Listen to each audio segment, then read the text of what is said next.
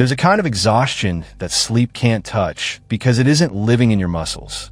It sits somewhere deeper, like a quiet weight behind your ribs.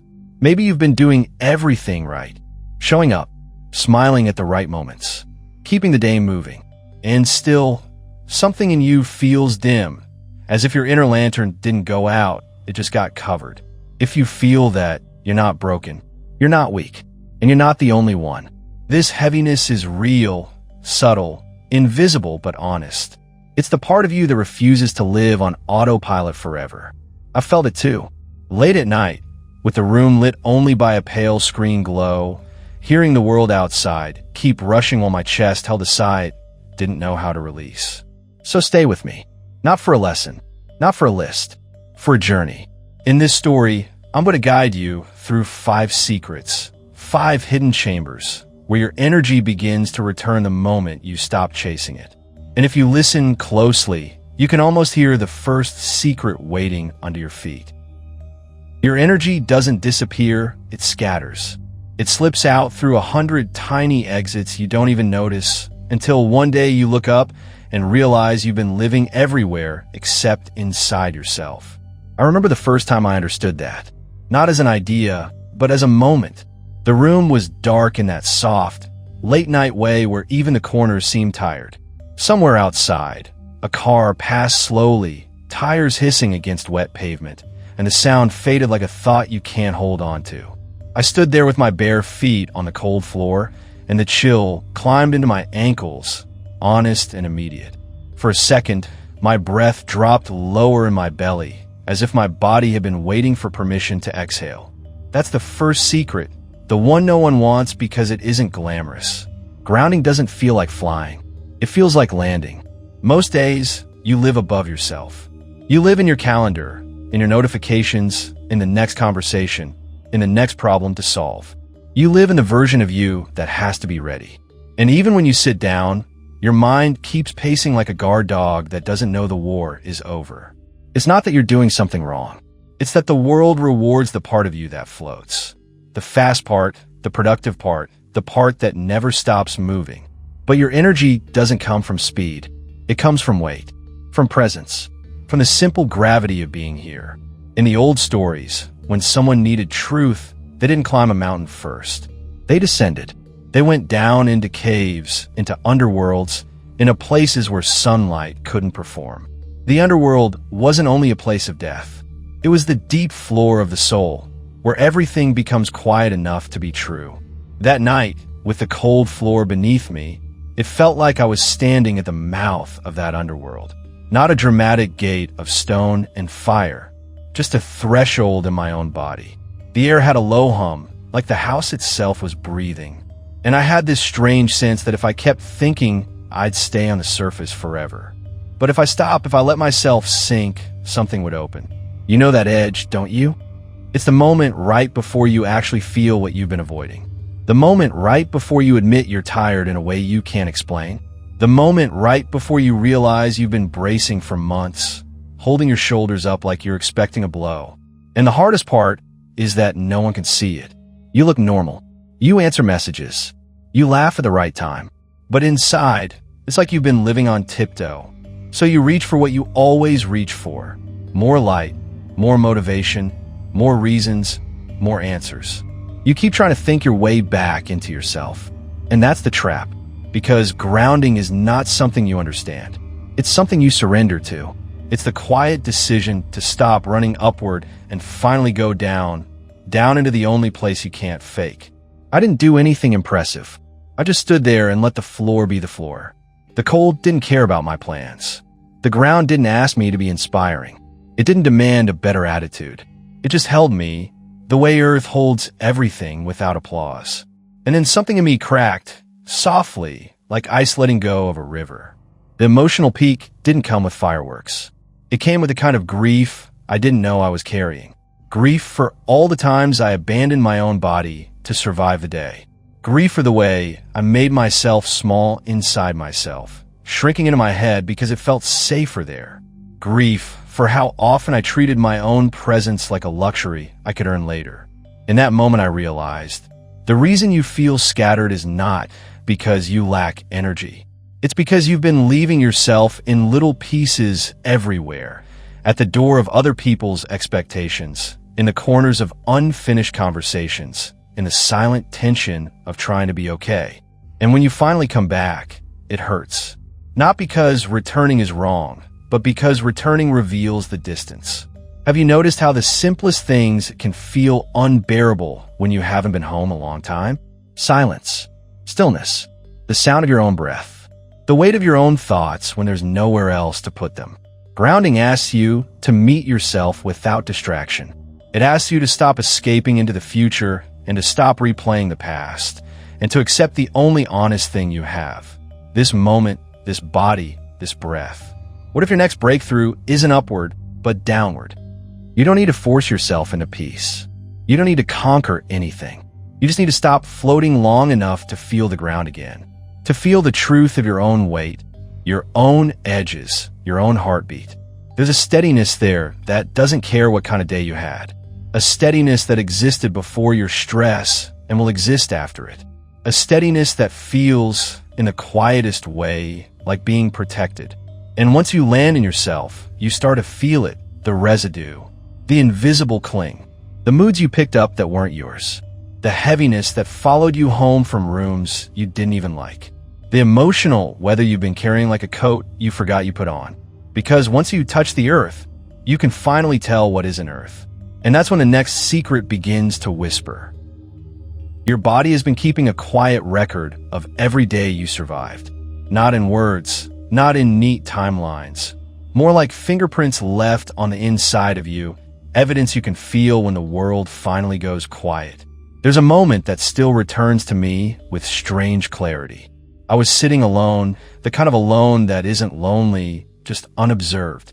The light in the room was warm but low, like sunset caught in a glass.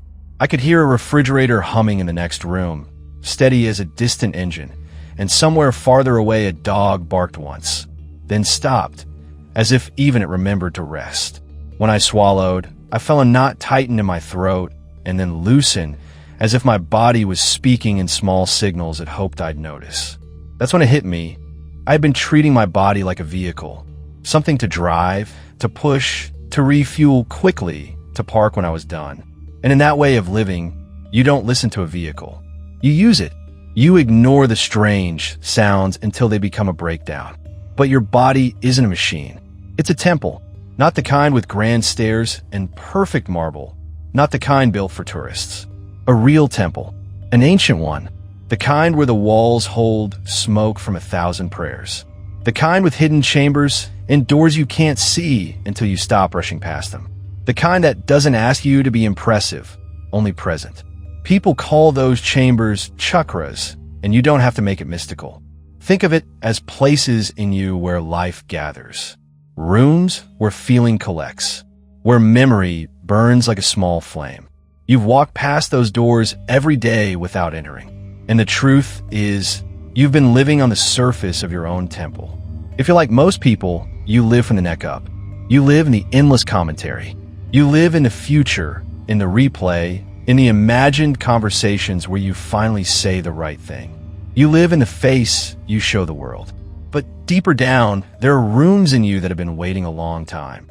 They don't shout. They don't interrupt. They wait with the patience of stone. When you finally slow down enough to feel yourself, you notice where the lights are on. Somewhere in your chest, there's warmth. Not always comfort. Sometimes it's a glow that feels like grief, like love that didn't get to land where it wanted. You feel it when a song breaks you open for no reason. When you see someone's kindness and it makes your eyes sting. The chest is a hearth. It remembers who you cared about before you learned to pretend you didn't need anyone. And then there's the throat. That tight place. The place that clamps down when you want to speak, but you don't. When you swallow the truth because you don't want to be too much. When you turn your anger into a smile, your sadness into a joke, your need into silence. The throat is a doorway, and sometimes it's been held shut for so long it forgets it can open. Behind the eyes, there could be a pulse like distant thunder. That subtle pressure that comes when you've been thinking too hard for too long. When your mind won't stop searching.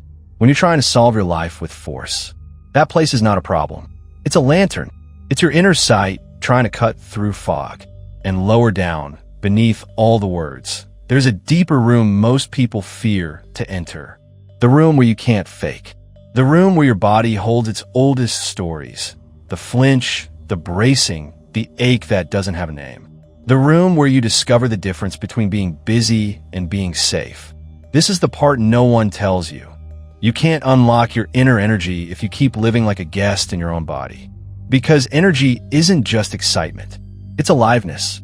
It's the feeling that you are inhabiting yourself fully, not watching your life through glass. I remember the moment I stopped resisting that truth. It wasn't dramatic. It was almost embarrassing in its simplicity. I put a hand on my chest and felt the warmth there, and something in me softened, not in a motivated way, not in a fixed way, but in a human way.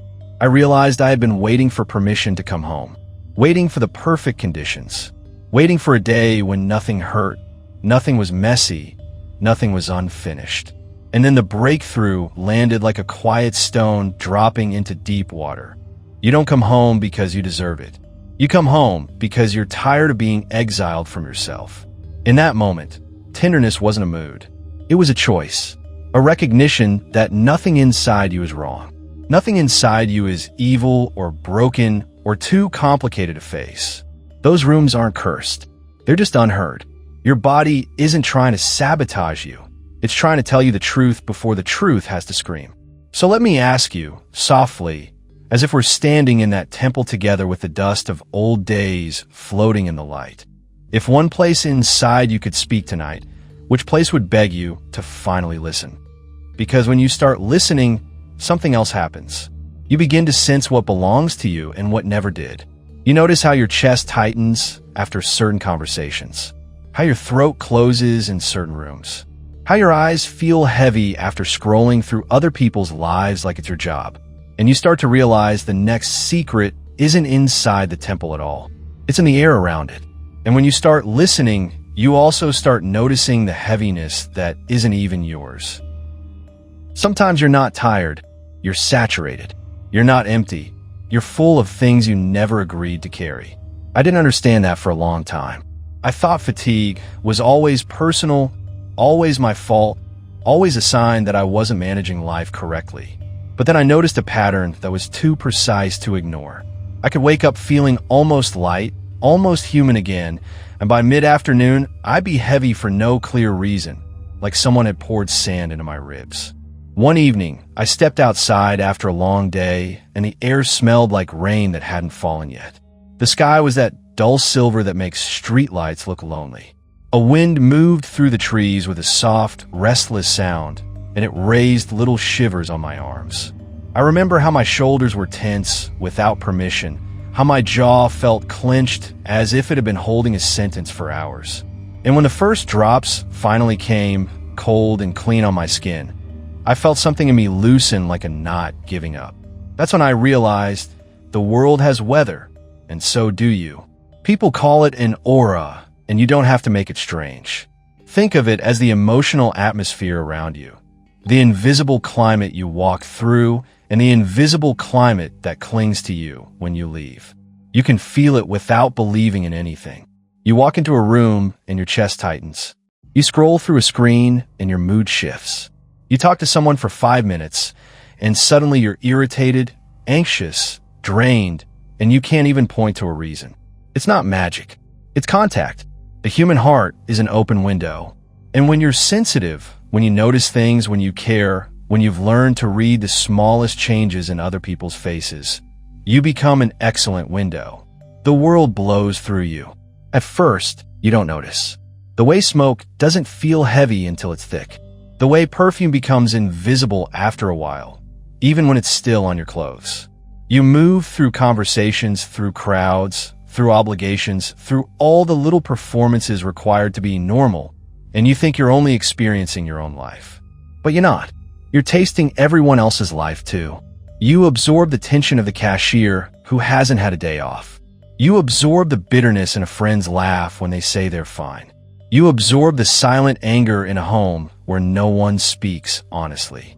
You absorb the low-grade panic that lives in the news, the outrage that lives in comment sections, the curated happiness that makes you feel behind even when you're doing your best. You absorb the emotional residue of a meeting, the aftertaste of a conflict, the heat of someone's envy, the coldness of someone's withdrawal, and you call it your mood. This is where the honesty cuts, and it has to cut, because nothing changes until you see it clearly. You confuse empathy with carrying. You confuse love with absorbing. You confuse being a good person with being a storage unit for other people's unprocessed storms. Somewhere along the way, you learned that if someone is hurting, you should hold it. If someone is anxious, you should soothe it. If someone is angry, you should make it smaller. And maybe that worked when you were a child, trying to survive the emotional weather of adults. Maybe it kept you safe. Maybe it taught you how to read a room so well that you could predict a fight before it started. But as an adult, that same skill becomes a quiet kind of self-erasure. Because if you're always adjusting to the room, you never get to be a room of your own. In the old stories, there were travelers who walked through cursed lands wearing cloaks dipped in smoke so they could move unseen. And sometimes I think that's what happens to you without you realizing it. You wear a cloak of smoke stitched from other people's moods and the year's noise. Not because you're weak, but because you've been trying to be kind. Because you've been trying to belong. Because you've been trying to keep the peace. And then one day you look in the mirror and you can't find your own face beneath the haze. The emotional peak comes when you finally name what you've been doing, not with blame, but with clarity. You've been loyal to borrowed pain. Loyal to things that were never yours to solve. Loyal to suffering, as if carrying it proves you're good. Loyal to heaviness, as if lightness is selfish. And that's when the relief arrives, sharp, surprising, almost frightening in its simplicity. You can return what isn't yours. Not with anger, not with cruelty, not by hardening, just by recognizing the boundary that always existed, even if no one taught you to feel it. The boundary between compassion and consumption. The boundary between witnessing and absorbing. The boundary between love and self-abandonment. It's like stepping outside after a storm and realizing the air has changed. The sky is still gray, but it's clean gray. The world feels rinsed. Your shoulders drop without you telling them to. Your breath comes deeper, as if your lungs finally have room. And you realize you've been walking around with a weight that didn't even have your name on it. So I want to ask you something gently, because the answer matters more than you think. How much of what you feel is actually yours, and how much is borrowed pain you've been loyal to? Because once you see it, you start noticing it everywhere. You start noticing that some places leave you foggy, and some places leave you clear.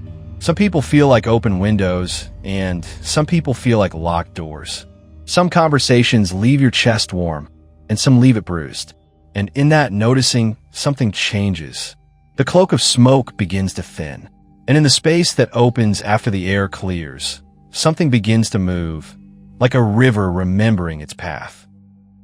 The mind loves to turn your life into a maze and call it safety. It builds walls out of what if, and then convinces you that pacing those corridors is the same thing as living. There's a particular kind of quiet that shows you this. Not the quiet of a perfect retreat, not the quiet you plan for. The quiet that appears by accident when you're too tired to perform. I remember sitting on the edge of my bed with the lights off, only a thin blade of streetlight slipping through the curtain. The room held that hush that comes after midnight, when appliances sound louder because the world stops competing with them. Between my breaths, there was a tiny pause, so small you could miss it. And inside that pause, I heard a faint ringing, like silence at its own voice. My heartbeat was steady, a soft drum in the dark.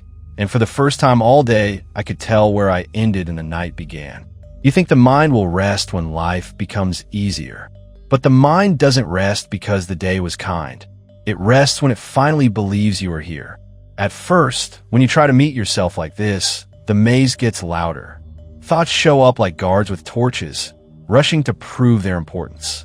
They rehearse the same fears like prayers. They repeat old lines with new costumes.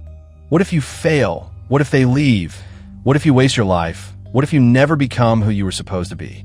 You don't even have to invite these thoughts. They arrive on their own, like they've been waiting behind a door. And because you're human, you follow them. You take one thought and walk it to the end, hoping it will finally deliver certainty. You take another and argue with it, hoping it will finally become quiet. You take another and try to solve it, like peace is something you can win through effort. But the maze loves effort. Effort keeps you inside. In the old stories, the labyrinth wasn't built to kill you quickly. It was built to keep you circling, to make you forget what you came for, to make you mistake movement for progress. And the most dangerous part is how familiar it becomes.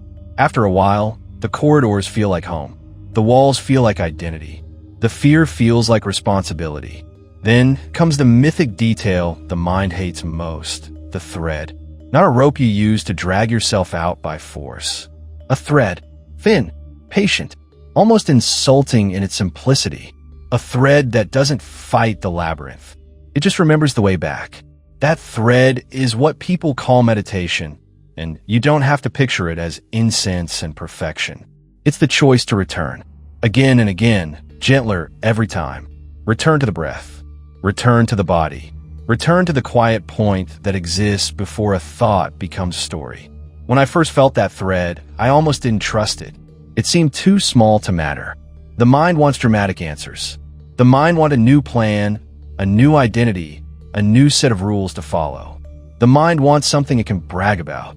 But the thread doesn't care about your image. It cares about your presence. So you follow it for a second, just a second, and immediately you're pulled away again. The mind throws another corridor in front of you.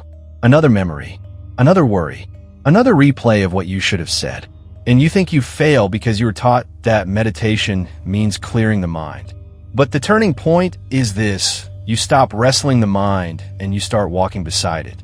You let thoughts pass like people in a crowded street. You don't chase them. You don't tackle them. You don't invite them to sit down and explain themselves. You just notice them and then you return. Return. Return. The way the ocean returns to shore without needing permission. The way a candle flame returns to upright after every small tremble. And then, without fireworks, flow arrives. Not as ecstasy, not as some permanent high. Flow arrives as quiet continuity, like a river that was blocked by debris, finally remembering its own direction. You start to feel the difference between thinking and being, between solving and sensing, between the noise of your life and the life underneath the noise. The emotional peak comes when you realize what the labyrinth was protecting you from. It wasn't protecting you from failure. It was protecting you from feeling, from the raw, honest, unfiltered contact with yourself.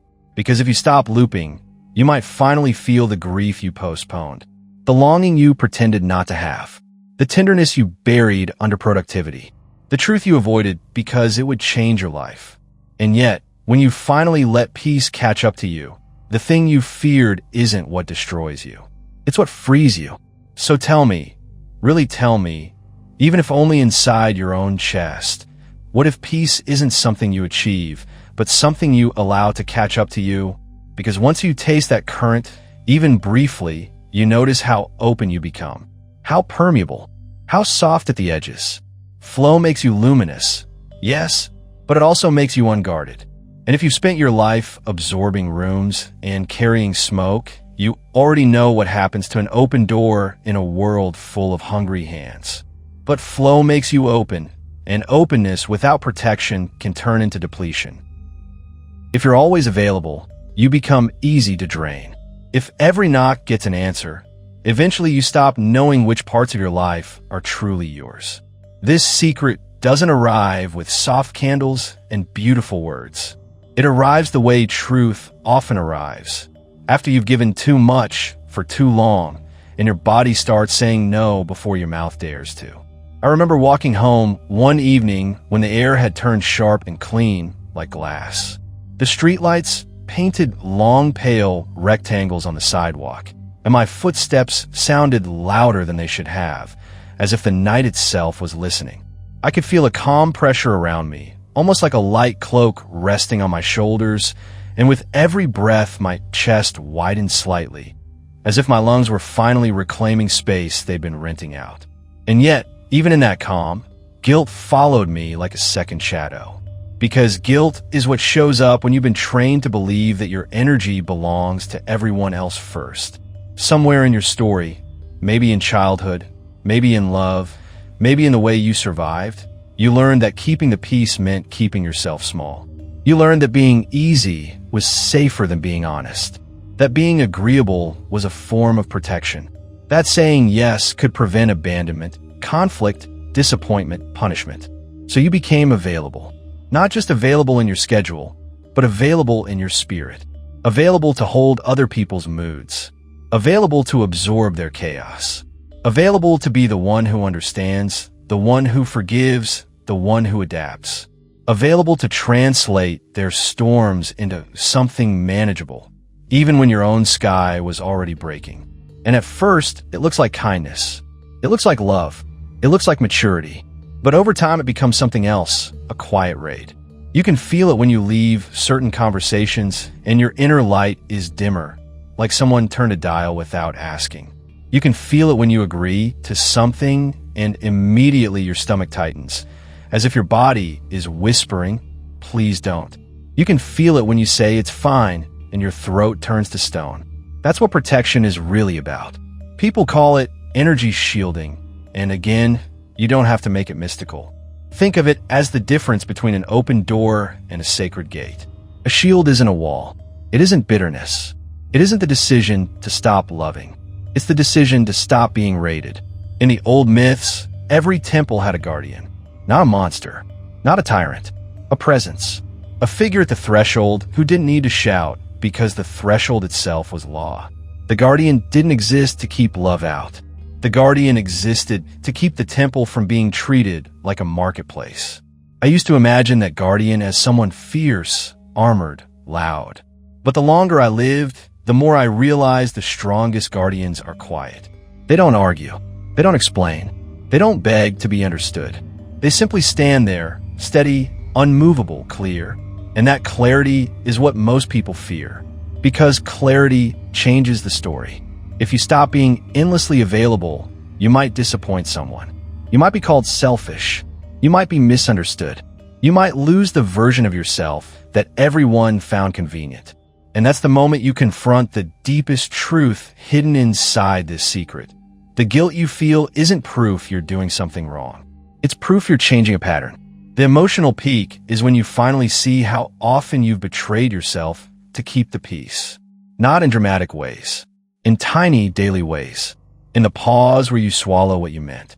In the smile you wear like a mask to avoid a hard moment. In the way you say yes when your entire body says no. In the way you abandon your own needs because you're afraid love will vanish the moment you become a full human being. And then the breakthrough arrives, not as aggression, but as a new kind of tenderness. You realize no can be a sacred word, not a weapon. No can be the guardian's hand raised gently at the gate. Not to punish the world, just to protect the temple. Because when you don't have boundaries, you don't have intimacy. You have access. You have consumption.